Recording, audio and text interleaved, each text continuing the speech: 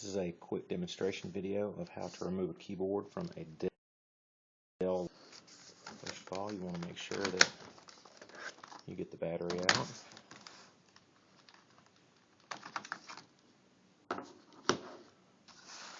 And then open the cover as far as it'll go.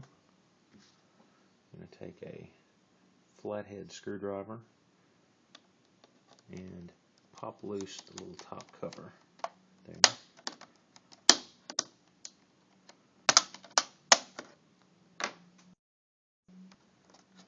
And then just work it along.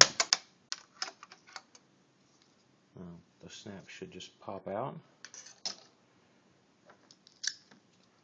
Once you have that out, you'll need a small Phillips head screwdriver to remove the top two screws from the top of the keyboard.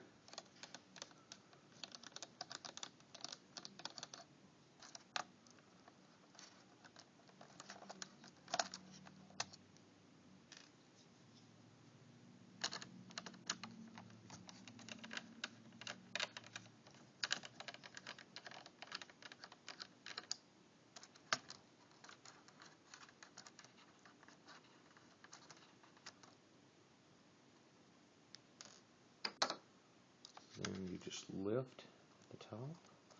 This one's got some little clips on the side that'll pop loose.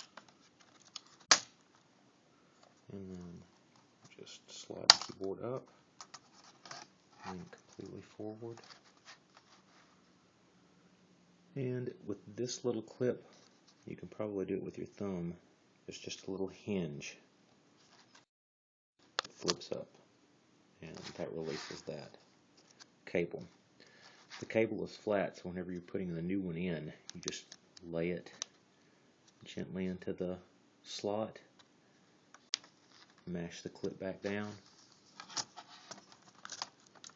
lay the keyboard over and slide it back into place along the bottom, the tabs at the bottom,